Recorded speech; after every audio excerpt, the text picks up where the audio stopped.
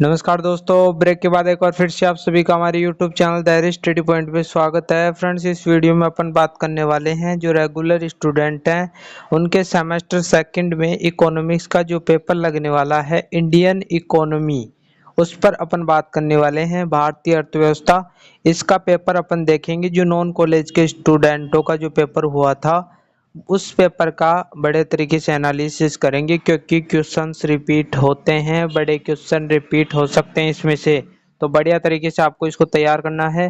और important question क्या हो सकते हैं, इसका जो मटेरियल है वो सारा का सारा इस पीडीएफ में है। तो बढ़िया तरीके से अपन बात कर लेते हैं।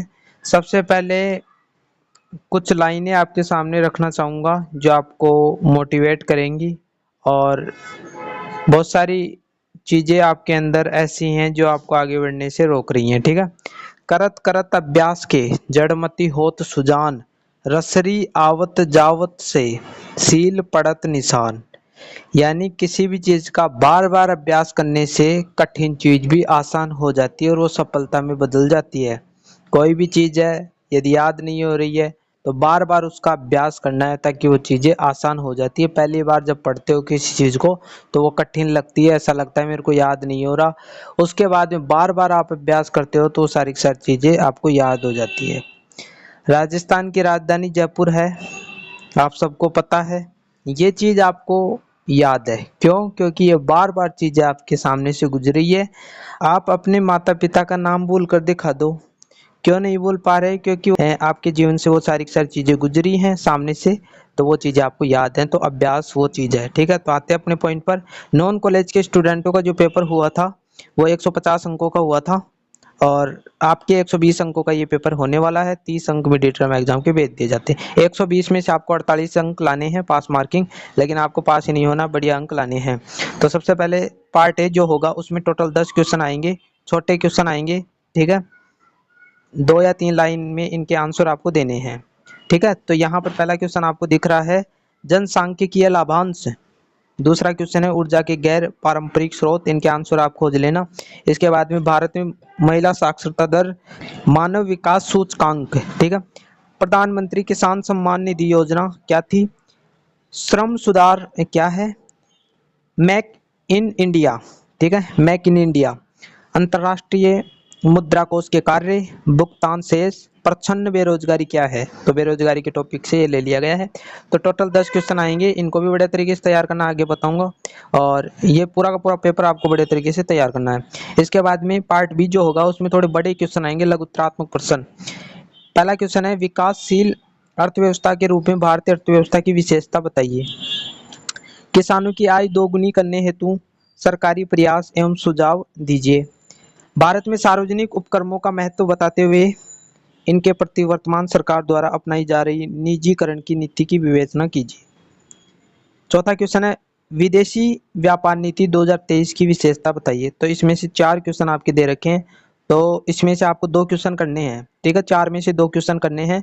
और निर्देश पढ़ लीजिएगा, ऊपर जो निर्देश दे रखे हैं सबसे पहले आपको निर्देश पढ़ना है इसके, और निर्देश में भी वो सारी सारी चीजें ही बोल रखी हैं। जो शुरू के जो 10 क्वेश्चन है वो पूरे करने हैं और 20 शब्दों में आपको लिखना है। जो बी पार्ट जो होगा उसमें 4 क्वेश्चन दे रखे होंगे और उसमें से 2 क्वेश्चन आपको करने हैं। 150 शब्दों में आपको उनके आंसर लिखने हैं। ठीक है, तो यहाँ तक इसमें से 2 क्वेश्चन ही करने हैं, 150 शब्दों में आपको लिखना है। इसके बाद में पार्ट सी जो आता है उसमें बड़े क्वेश्चन आते हैं, और यहाँ पर आपको दे रखा है तीसरा क्वेश्चन, भारत में कुपोषण एक गंभीर समस्या है, सरकार द्वारा कुपोषण को दूर करने हेतु उठाए गए कदमों की विवेचना कीजिए। इसके बाद में अथवा में दे रखा था, भारतीय अर्थव्यवस्था पर ब्रिटिश शासन के आर्थिक परिणामों की विवेचना कीजिए। कि भारतीय अर्थव्यवस्था पर जो ब्रिटिश शासन रहा पिछले 200 सालों में 1947 से पहले, तो ब्रिटिश शासन का भारत पर कितना प्रभाव पड़ा और कितना लूटा, ये सारी चीजें इसमें आ जाएंगी। तो ये दोनों क्वेश्चन आपको करने हैं, रिपीट हो सकते हैं। चौथा क्वेश्चन है, भारतीय अर्थव्यवस्था में लघु एवं कुटीर उद्योगों की भूमिका, समस्याओं और इन समस्याओं को दूर करने के सरकारी प्रयासों की विवेचना कीजिए। तो लघु और कुटीर उद्योग की क्या भूमिका है भारतीय अर्थव्यवस्था में, इसके प्रति समस्या क्या आ रही है और इन समस्याओं को दूर करने के लिए सरकार ने क्या कार्य किए हैं, वो सारी चीजें। इसके बाद में क्या कारण है कि भारत आज भी औद्योगिक उत्पादन में आत्मनिर्भर नहीं बन पाया। भारत नहीं बन पाया क्योंकि अधिकांश जो कंपनियां हैं वो विदेशी हैं। भारत अपना जो अपनी जो वस्तुएं हैं खुद नहीं बना पा रहा है, क्या कारण है इस पर बात करनी है। औद्योगिक सशक्तिकरण यानी औद्योगिक क्षेत्र में अपन को आत्मनिर्भर बनना है एवं आयात प्रतिस्थापन में मेक इन इंडिया कार्यक्रम किस सीमा तक सहायक सिद्ध हो सकता है। तो ये जो कार्यक्रम चलाया गया था ताकि भारत में ही वस्तुओं को बनाया जाए, विदेशों से आयात है ना जो चीजें कम की जाए, इसीलिए तो कहाँ तक ये सक्सेस हो पाया ये बताना था इसमें। नीति आयोग एक थिंक टैंक से बढ़कर एक एक्शन टैंक है, आलोचनात्मक परीक्षण कीजिए। तो नीति आयोग से संबंधित क्वेश्चन था ये। भारत में गरीबी के कारणों एवं उन्हें दूर करने के लिए विभिन्न सरकारी योजनाओं व कार्यक्रमों की समीक्षा कीजिए। तो गरीबी के क्या कारण है और उसको दूर किस प्रकार किया जाता है, सरकार ने कौन कौन सी योजनाएं चलाई है वो इसमें आता है। ठीक है, छठा क्वेश्चन है भारतीय संदर्भ में कृषि उत्पादों के परिवहन और विपणन से जुड़ी जटिलताओं का परीक्षण कीजिए।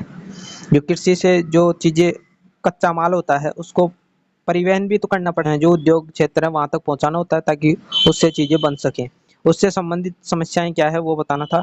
भारत में विदेशी व्यापार में प्रतिकूल भुगतान संतुलन के कारण एवं उन्हें दूर करने के उपायों की समीक्षा कीजिए। तो ये टोटल कितने क्वेश्चन थे, 4 6 8 क्वेश्चन थे, 8 में से आपको 4 करना था। ठीक है, प्रत्येक क्वेश्चन आपके 15 अंक आएगा, यहाँ पर 20 अंक दे रखा है क्योंकि इनके 150 अंकों का क्वेश्चन पूरा का पूरा पेपर था। ठीक है, एक बात और ध्यान में रखना कि कम से कम आपको 5 पेज बनने हैं, ज़्यादा नहीं बनने हैं, ताकि यदि ज़्यादा भरोगे तो क्वेश्चन छूट जाएंगे। इसके बाद में अति लघुत्रात्मक प्रश्न है सारे के सारे, जो 10 क्वेश्चन छोटे आते हैं, तो इनको बढ़िया तरीके से आपको करना है। ये पीडीएफ मैं आपको टेलीग्राम ग्रुप पर उपलब्ध करा दूंगा क्योंकि सारी की सारी चीज़ों का यहाँ पर बताना थोड़ा असंभव सा है क्योंकि इतनी चीज़ें यहाँ पर नहीं बताई जा सकती, बड़ी वीडियो हो जाती है फिर दिक्कत आती है। तो यहाँ पर देखो जनसांख्यिकीय से संबंधित क्वेश्चन आया था ऊपर आपने देखा, मानव विकास सूचकांक जो है, मानव विकास सूचकांक जो है उससे संबंधित क्वेश्चन आया था। तो ये सारे क्वेश्चन इंपॉर्टेंट है, इकाई वार दे रखा है इसमें। ठीक है, अपन बड़े क्वेश्चनों पर चलते हैं। ठीक है, 10 अंकों जो टोटल 10 क्वेश्चन आएंगे वो क्वेश्चन है ये। लघुत्रात्मक क्वेश्चन भी देखेंगे, जो 4 क्वेश्चन ऊपर दे रखे थे वैसे क्वेश्चन यहाँ पर आने वाली है। क्वेश्चन देखो, लघुत्रात्मक प्रश्न आ गए सारे के सारे, यहाँ पर देखो आपके सामने दिख रहा है, उससे थोड़े बड़े क्वेश्चन हैं तो इनको भी बढ़िया तरीके से करना है। टेलीग्राम ग्रुप जो है उसमें बहुत सारे स्टूडेंट जुड़े हुए हैं और वहाँ पर मैं पीडीएफ शेयर कर देता हूँ, जो भी मटेरियल होता है मैं वहाँ पर शेयर कर देता हूँ। जो वीडियो नहीं बना पाता मैं, यदि किसी टॉपिक पर वीडियो नहीं बना पा रहा तो पीडीएफ वहाँ पर मैं सेंड कर देता हूँ क्योंकि बहुत सारे स्टूडेंट जुड़े हुए हैं, तो आप भी जुड़ सकते हो। उसका लिंक है ना जो डिस्क्रिप्शन बॉक्स में नीचे डाल रखा है। ठीक है, बड़े क्वेश्चन देख लेते हैं। डिस्क्रिप्शन बॉक्स जैसे वीडियो देख रहे हो उसके नीचे मोर का ऑप्शन आ रहा होगा, वहाँ पर क्लिक करोगे तो डिस्क्रिप्शन खुलेगा और ब्लू कलर का जो लिंक दे रखा है उस पर क्लिक कर देना, वो आपको ग्रुप में ले जाकर छोड़ेगा। यदि टेलीग्राम ग्रुप यानी टेलीग्राम जो ऐप होता है वो डाउनलोड नहीं कर रहा तो पहले वो डाउनलोड करवाएगा और उसके बाद में वो उसमें छोड़ देगा। तो यहाँ पर थोड़े ये बड़े क्वेश्चन है यानी लघुत्रात्मक क्वेश्चन है। अब इससे भी बड़े क्वेश्चन अपन देख लेते हैं। पहले वो जो पेपर है वो सॉल्व करना है, उसके बाद में ये बड़े क्वेश्चन देखने हैं।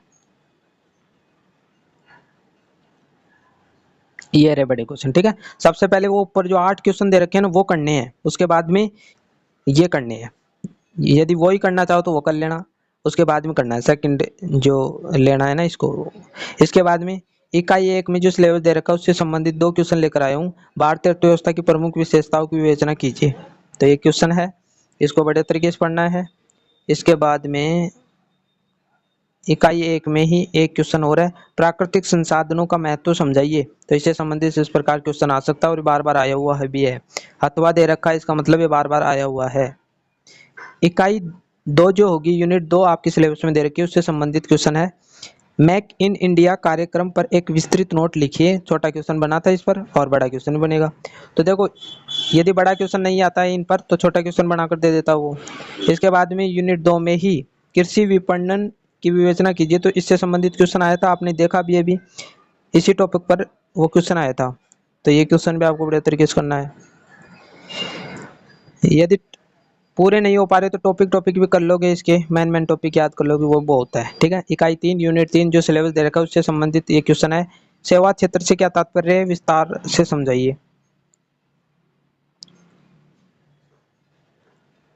इसके बाद में यूनिट 3 में ही एक बड़ा क्वेश्चन हो रहा है, अंतर्राष्ट्रीय मुद्रा कोष IMF के कार्य व भूमिका को स्पष्ट कीजिए। तो इसके कार्य और भूमिका को आपको बताना है। इसके बाद में जो चौथी यूनिट है उसमें एक क्वेश्चन और कर लेना, असमानताओं एवं विषमताओं से आपका क्या अभिप्राय है। भारत में असमानताओं के रूपों, कारणों एवं इन्हें दूर करने हेतु किए गए प्रयासों को स्पष्ट कीजिए। तो ये सारी चीजें आपको करनी है। तो पुनः एक बार और दोहरा देता हूँ कि जो आपका पेपर दे रखा है ऊपर, जो नॉन कॉलेज के स्टूडेंट होगा उसको सबसे पहले बढ़िया तरीके से आपको तैयार करना है। उसके बाद में बड़े क्वेश्चन, छोटे क्वेश्चन इनको तैयार करना है, क्योंकि क्वेश्चन रिपीट होंगे।